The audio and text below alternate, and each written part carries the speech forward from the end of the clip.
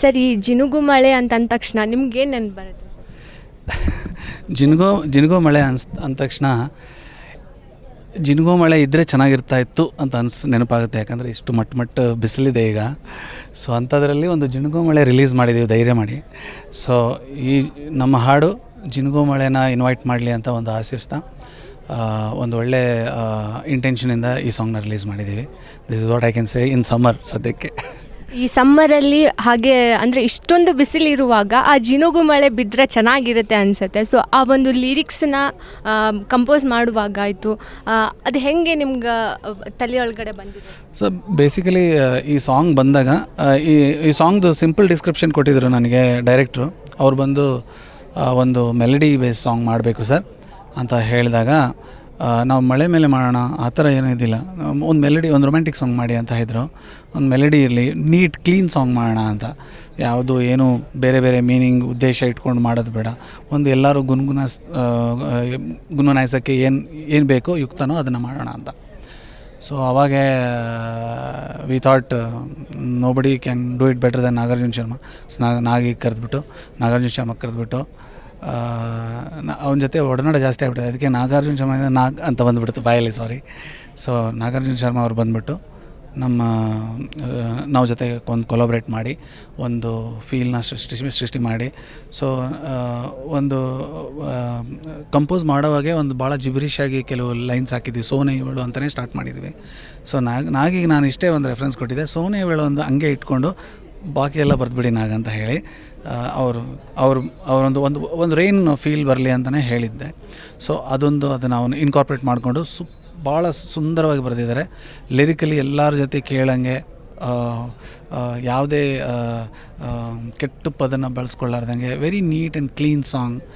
ಭಾಳ ರೇರ್ ಈಗ ಮಾಡ್ತಾರೆ. ಬಟ್ ಆದರೂ ನಾನು ಇತ್ತೀಚೆಗೆ ಸಿನಿ ಐಡಿಯಾಸ್ ಕಡಿಮೆ, ವೆರಿ ಇಂಡಿಪೆಂಡೆಂಟ್ ಥಾಟ್ ಅದರಲ್ಲಿ ಹಾಕಿ ನಾವು ಹೆಂಗೆ ಅನುಭವ ಮಾಡ್ಬೇಕಂತೀವಿ ರೊಮ್ಯಾಂಟಿಕ್ ಸಾಂಗ್ನ, ಆ ಥರ ಒಂದು ವಿತೌಟ್ ಎನಿ ಬೌಂಡ್ರೀಸ್ ನಾವು ಅದನ್ನು ಬರೆದಿದ್ದೀವಿ. ಅದಕ್ಕೆ ಚೆನ್ನಾಗೆ ಅನ್ನಿಸ್ತಾ ಇದೆ ಜನಕ್ಕೆ ಅಂತ ನಾನು ಒಂದು ಹೋಪ್ ಇಟ್ಕೊಂಡಿದ್ದೀನಿ.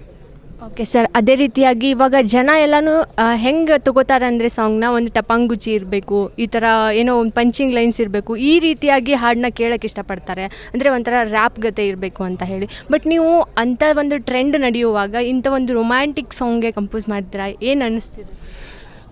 ನನಗೆ ಜಾನರ್ ಮ್ಯೂಸಿಕ್ ಡೈರೆಕ್ಟ್ರಿಗೆ ಎಲ್ಲ ಜಾನರ್ ಬರ್ತಾ ಇರಬೇಕು.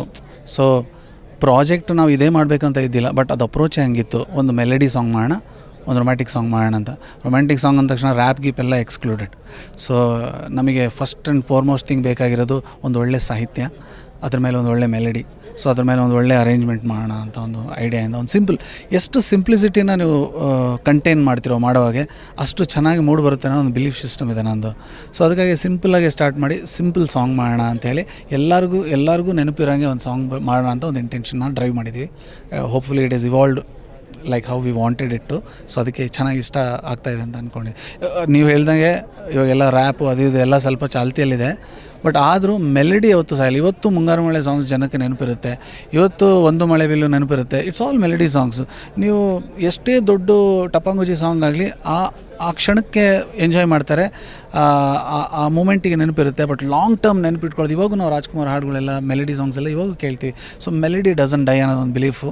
So it's a great opportunity to just score a melody song. Yeah, ಅದೇ ರೀತಿಯಾಗಿ ಸರ್, ಒಂದು ಪರದೆ ಮೇಲ್ಗಡೆ ನಾಯಕಿಗೆ ಎಷ್ಟು ಜನಗಳ ಅಭಿಮಾನ ಇರುತ್ತೆ, ಅದೇ ರೀತಿಯಾಗಿ ಹಾಡಿಗೂ ಅಷ್ಟೇ ಅಭಿಮಾನ ಇರುತ್ತೆ. ಸೊ ಇವಾಗ ನಿಮ್ಗೆ ಹಾಡನ್ನ ಕಂಪೋಸ್ ಮಾಡುವಾಗ ಎಷ್ಟು ರಿಸ್ಕ್ ಅಂತ ಬಂದಿತ್ತು? ಇಲ್ಲ, ನಮ್ಮದು ಮ್ಯೂಸಿಕ್ ಆ ಥರ ಇರಲ್ಲ.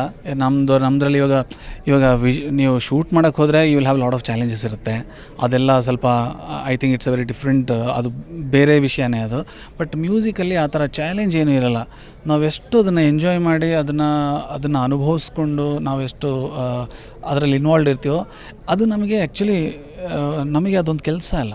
It's a process. ನಮ್ಮದು ಇಟ್ಸ್ ಅ ಮೆಡಿಟೇಟಿವ್ ಪ್ರಾಸೆಸ್. ಇವಾಗ ನಾನೊಂದು ಆಫೀಸಲ್ಲಿ ಕೆಲಸ ಮಾಡ್ತಾಯಿದ್ರೆ ಅದು ಚಾಲೆಂಜ್, ಯಾಕಂದರೆ I have to abide by law. ಅದರಲ್ಲಿ ಒಂದು ಕೆಲವು ರೂಲ್ಸ್ ಆ್ಯಂಡ್ ರೆಗ್ಯುಲೇಷನ್ಸ್ ಇರುತ್ತೆ. ಕರೆಕ್ಟ್ ಟೈಮಿಗೆ ಹೋಗ್ಬೇಕು, ಕರೆಕ್ಟ್ ಟೈಮಿಗೆ ಬರಬೇಕು.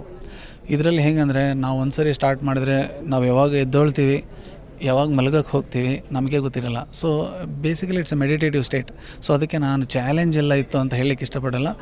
ಥರೋಲಿ ಎಂಜಾಯ್ ಮಾಡಿ ಪ್ರೀತಿಯಿಂದ ಮಾಡಿದಂಥ ಸಾಂಗ್.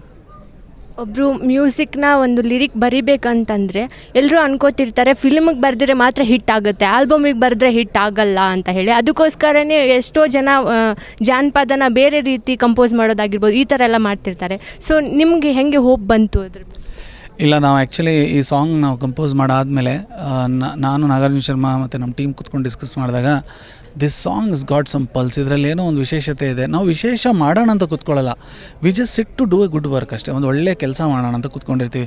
ಇದನ್ನು ಒಂದು ಒಳ್ಳೆ ಲೆವೆಲ್ಗೆ ಇದು ಹೋಗುತ್ತೆ ಸಾಂಗು, ಅದೆಲ್ಲ ದಟ್ ಇಸ್ ಎಕ್ಸ್ಪೆಕ್ಟೇಷನ್. ನಾವು ಎಕ್ಸ್ಪೆಕ್ಟೇಷನ್ ಇಟ್ಕೊಂಡು ಮಾಡಲ್ಲ, ಒಂದು ನೀಟ್ ಪ್ರೊಡಕ್ಷನ್ ಮಾಡೋಣ, ಒಂದು ಒಳ್ಳೆ ಸಾಂಗ್ ಮಾಡೋಣ ಅಂತ ಕೂತ್ಕೊಂಡಿದ್ವಿ. ಆವಾಗಲೇ ನಮಗೆ ಅನಿಸ್ತಾ ಇತ್ತು. ಮತ್ತು ನಾಗಾರ್ಜುನ ಶರ್ಮಾ ಕೂಡ ಪರ್ಟಿಕ್ಯುಲರಾಗಿ ನನಗೆ ಹೇಳಿದ್ದಾರೆ, ಇದು ಸಿನಿಮಾಗೆ ಹೋಗೋಂಥ ಸಾಂಗ್ ಸರ್ ಅಂತ ಹೇಳಿದ್ದಾರೆ ಭಾಳ ಸರಿ. ನಾನು ಯಾವತ್ತೂ ಇದನ್ನು ಸಿನಿಮಾ ಸಾಂಗ್ ಬೇರೆ, ಇಂಡಿಪೆಂಡೆಂಟ್ ಸಾಂಗ್ ಬೇರೆ ಅಂತ ನಾನು ಟ್ರೀಟ್ ಮಾಡಲ್ಲ. Any project is a project. So ಅವ್ರು ಹೇಳಿದ್ದು ಖರೆ, ಯಾಕಂದರೆ ಪರದೆ ಮೇಲೆ ಬರ್ತಕ್ಕಂಥ song. I am very fortunate that director ಅದನ್ನು ಪರದೆ ಮೇಲೆ ಹೆಂಗೆ ಬರಬೇಕು ಆ ಥರನೇ ಪಿಕ್ಚರೈಸೇಷನ್ ಮಾಡಿದ್ದಾರೆ. ಆರ್ಟಿಸ್ಟಲ್ಲಿ ಕಾಂಪ್ರಮೈಸ್ ಆಗಿಲ್ಲ. ಅವ್ರಿಗೆ ಯಾರು ಬೇಕಾಗಿರುತ್ತೋ ಅವ್ರನ್ನೇ ಕರ್ಕೊಂಬಂದು ಯಾವ ಲೊಕೇಶನಲ್ಲಿ ಮಾಡಬೇಕೋ ಆ ಲೊಕೇಶನ್ಸ್ ಎಲ್ಲ ಹೋಗಿ ತುಂಬ ಶ್ರಮಪಟ್ಟಿದ್ದಾರೆ ಟೀಮ್. ಅದು ವಿಡಿಯೋ ನೋಡಿದ ತಕ್ಷಣ ಗೊತ್ತಾಗುತ್ತೆ, they have really kept their heart out to do whatever they have done. So ಅವ್ರದ್ದು ಎಫರ್ಟ್ ಇದೆ, ನಮ್ಮದು ಆಡಿಯೋ ಸೆಕ್ಷನಲ್ಲಿ ನಮ್ಮದೆಲ್ಲರದ್ದು ಎಫರ್ಟ್ ಇದೆ. ಸೊ ಒಂದು ಒಳ್ಳೆ ಎಫರ್ಟು, ಒಂದು ಒಳ್ಳೆ ಹಾಡನ್ನ ಹುಟ್ಟಿಸಿದೆ ಅಂತ ನಾವೊಂದು ನಂಬಿಕೆ ಇಟ್ಕೊಂಡಿದ್ದೀವಿ. ಎಲ್ಲರಿಗೂ ಇಷ್ಟ ಆಗುತ್ತೆ ಅಂತ ನಂಬ್ತಾ ಇದ್ದೀನಿ. ಫೈನಲಿ ಇವತ್ತು ರಿಲೀಸ್ ಆಯಿತು ಸರ್. ನೀವು ಆ ಹಾಡು ವೀಕ್ಷಕರಿಗೆ ಹೇಳೋದಾದರೆ? ನಿಮಗೆ ಸಮ್ಮರಲ್ಲಿ ಮಳೆ ಬೇಕು ಅಂದರೆ ಇವಾಗ ಸದ್ಯಕ್ಕಿಲ್ಲ, ಬಟ್ ನಮ್ಮ ಜಿನುಗು ಮಳೆ ಡೆಫಿನೆಟ್ಲಿ ಇದೆ.